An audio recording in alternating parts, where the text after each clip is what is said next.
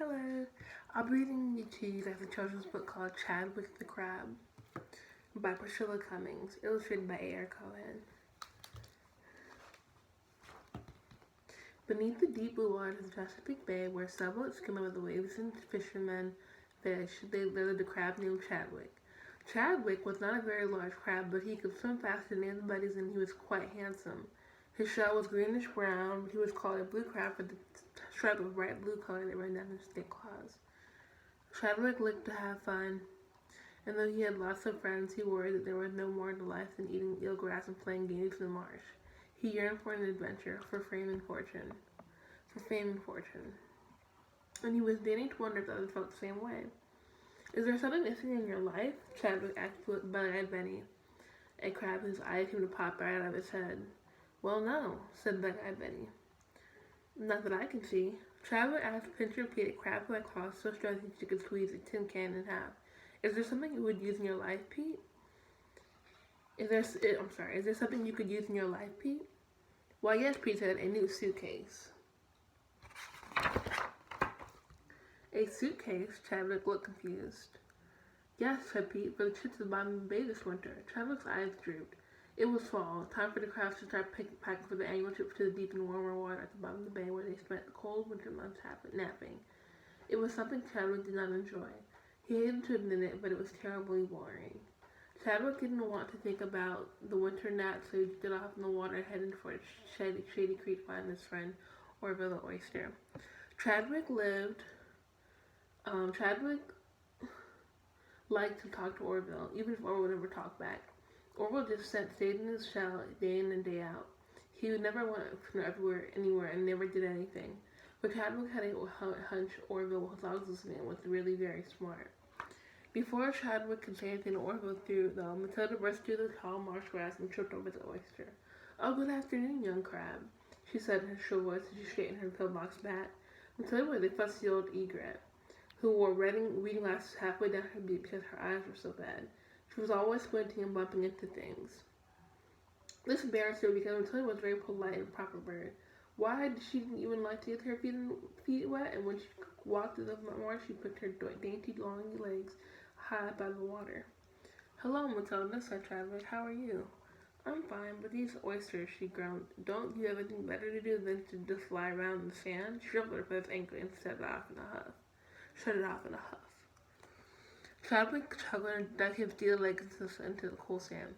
He thought about taking a trip, maybe going to visit his Uncle Fred, a fiddler crab who lived in a marsh off the North Carolina coast. But North Carolina was a long way away from Maryland, too far for Chesapeake Bay blue crab to swim. A rustling in the bushes startled Chadwick. Bonjour, a voice called out. It was Toulouse, the French Canada Goose. The French Canada Goose. Toulouse had taught Chadwick several words in French. Bonjour meant hello. Hello, I mean bonjour, Chadwick said, but with his usual cheerfulness. Seeing Toulouse, the only reminded Chadwick that it was autumn, the time of year when the French Canada geese arrived from the north to vacation for the winter. And autumn just wasn't a very happy time for Chadwick. Ah, but what is wrong with my little friend? Toulouse asked. You are sad today, no? I'm a little depressed, said Chadwick. I think what I need is some excitement in my life, he sighed. Toulouse, what are you going to do this winter? Well, said Toulouse, smiling. Funny you should ask. I'm going to open a French cooking school on the eastern shore. Oh, Toulouse, how exciting. May I help? Chadwick jumped up out of the sand. With all my claws and legs, I'd be a big help in the kitchen. Toulouse thought about that for a moment, but then shook his head slowly. I'm afraid that would not work out, my little friend. Oh, but why? Chadwick wanted to know. Toulouse rubbed his beak with one wing, wondering what to tell Chadwick without hurting the crab's feelings. Well, the cooking school is going to be in a cornfield, and I think this would be a problem for you. Chadwick was crushed with disappointment. He knew there was no way a crab could stay out of water long enough to run help in a cooking school in a cornfield. Good luck anyway, Toulouse, Chadwick said, but as he slid back into the water and started to drift away sideways, there was a loud swapping in the air, a flutter of wings and a splash. Bernie's here, shouted Bug-Eyed Benny, always afraid to see anything. Bernie the Seagull was always flying off to interesting places like the Young Naval Academy nearby Annapolis, where he sat high up on a light pole and listened to the Navy band practice on a big green field.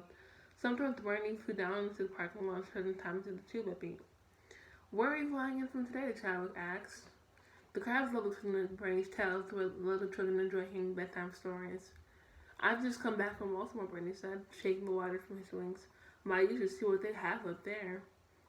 Like what? Chadwick asked. Baltimore. He couldn't imagine what a big city was like. Well, I had a wonderful lunch for one thing, he said, Bernie, who left to eat.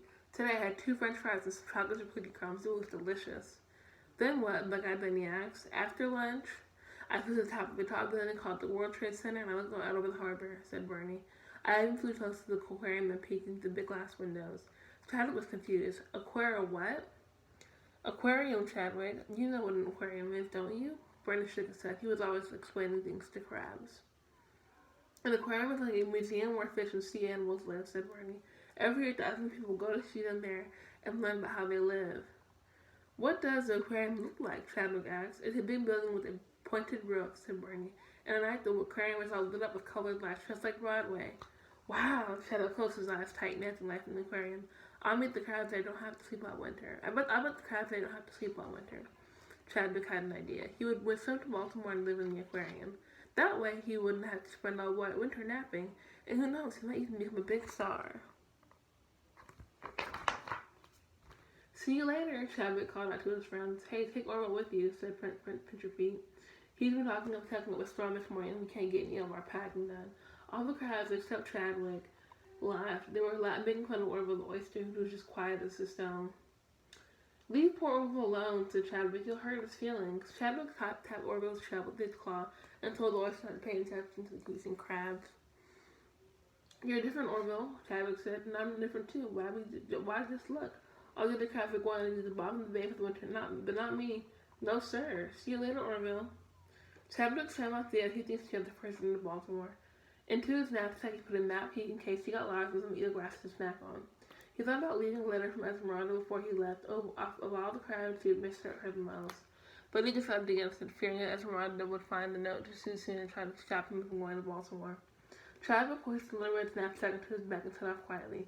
He swam and he swam. He swam until he was too tired and couldn't move. He slipped into a rock and rest and soon fell asleep.